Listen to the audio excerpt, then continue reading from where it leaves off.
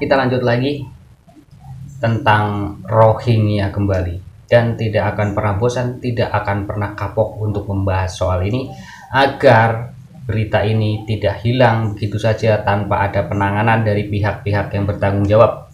Abaikan buzzer-buzzer yang selalu menghujat kita.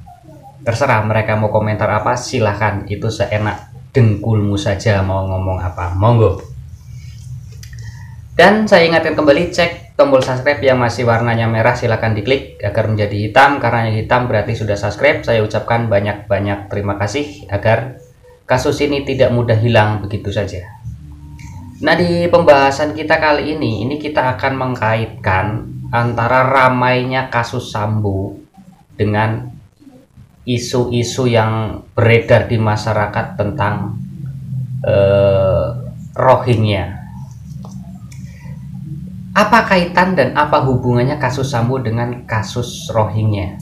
Nah, ini salah satu kasus yang saling berkaitan ya.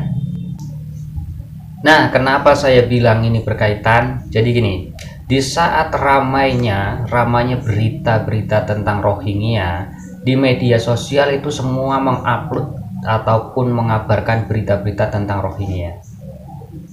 Dan itu sudah menjadi hal yang umum di negeri kita.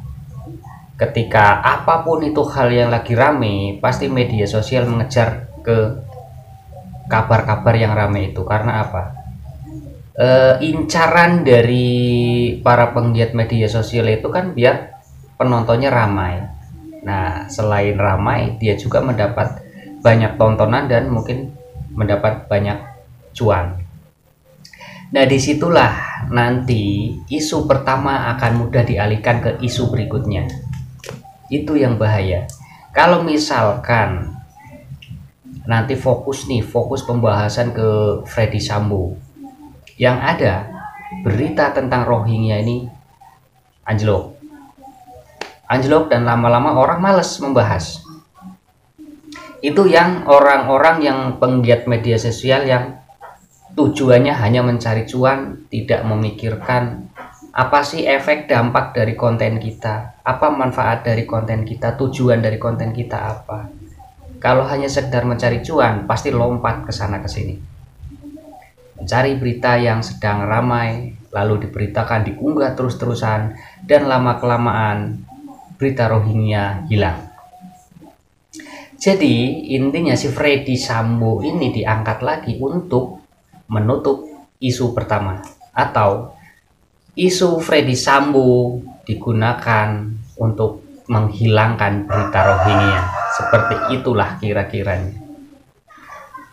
Namun dari sini nih kita bisa simpulkan ada orang yang sangat berpengaruh di dalam pemerintahan kita, di dalam negeri kita ini.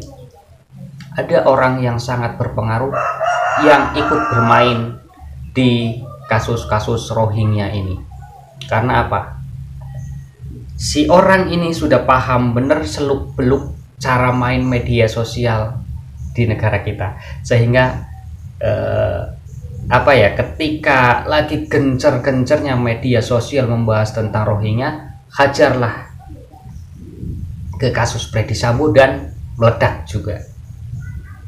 Berarti ini ada orang yang berpengaruh, orang gede-gedean ataupun pemerintah negara kita yang bermain di dalam kasus ini. Kenapa saya bilang orang yang berpengaruh? Kalau misalkan hanya orang ecek-ecek, tidak mungkin bisa mengangkat kasus Freddy Sambo di situ. Karena kasus Sambo ini bukan sembarang kasus. Ini kasus besar di Indonesia, tidak mudah untuk diungkit lagi seperti ini. Itu logikanya di situ. Dan tidak berhenti sampai di situ saja. Ketika kasus Freddy Sambo ini tidak bisa menutup, nanti akan ada isu-isu lain yang akan lebih dahsyat lagi. Jadi mereka berupaya bagaimana ceritanya, bagaimana caranya agar tetap kasus Rohingya di media sosial ini bisa tertutup dengan isu-isu lain. Itu tujuannya. Nah, setelah nanti tertutup dengan isu lain yang membahayakan ini ya, masyarakat nggak sadar berita ini anjlok, berita ini sepi, itu tidak akan diurusi oleh mereka. Seperti yang saya bilang setiap konten saya, berita viral di Indonesia itu adalah kabar yang paling cepat diselesaikan oleh pihak-pihak yang bertanggung jawab. Tapi kasus apapun yang tidak viral, ya akan ditutupi dan hilang begitu saja, dianggap selesai. Itu yang bahaya.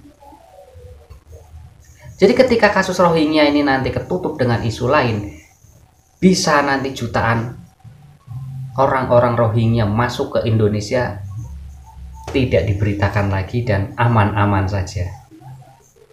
Dan masyarakat nggak berontak lagi kalau beritanya sudah sepi. Jadi untuk penggiat-penggiat media sosial yang memang menyuarakan tentang Rohingya, jangan hanya sekedar cuan yang dicari. Tapi ayo benar-benar kita suarakan agar masalah ini memang benar-benar selesai. Jangan sampai kasus ini cerita tentang Rohingya nanti ditutup dengan isu-isu cerita-cerita yang lain.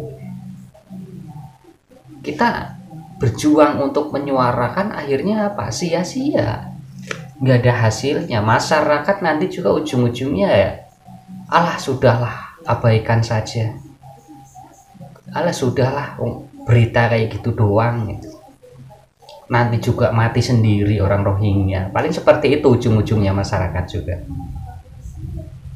Tidak berpikir nanti jangka panjangnya 5 tahun, 10 tahun ke depan. Nah nanti ketika sudah ramai bentrok, yang rugi siapa? Orang kita sendiri. Yang rugi ya masyarakat lagi. Ya pemerintah hanya apa? Cuma menangani kasusnya doang. Ya kalau bentrok dengan masyarakat, yang hilang nyawanya siapa? Masyarakat, bukan pemerintah. Ya enggak? Kita harus sadar ke situ. Nah sekarang Lampung juga sudah menolak kedatangan Rohingya dan menutup akses jalur darat dan laut. Kita jaga jangan sampai kita kebobolan Rohingya ini masuk nanti dari jalur laut ataupun mendarat nanti ke Lampung. Itu sudah dijaga di perairan dengan ketat. Jalur darat pun seperti itu. Dari imigrasi pun seperti itu. Kita di Lampung tolak Rohingya. Ayo untuk daerah-daerah lain, suarakan juga dong tolak Rohingya. Jangan cuma diem. Suarakan. Ayo pemerintah daerahnya, suarakan. Biar pemerintah pusat tahu bahwa kita ini tidak menginginkan kedatangan mereka dan kita menginginkan kedamaian di negeri kita sendiri. Dan mungkin cerita kali ini hanya sampai di situ. Kita hati-hati dengan isu-isu yang muncul untuk menutup isu tentang Rohingya. Itu yang perlu kita waspadai. Oke, nanti kita lanjut ke konten berikutnya. Jangan lupa tombol subscribe yang masih merah diklik agar menjadi hitam, karena yang sudah hitam berarti sudah subscribe. Agar berita ini tidak mudah hilang dan dianggap selesai begitu saja tanpa ada penanganan dari pihak-pihak yang bertanggung jawab.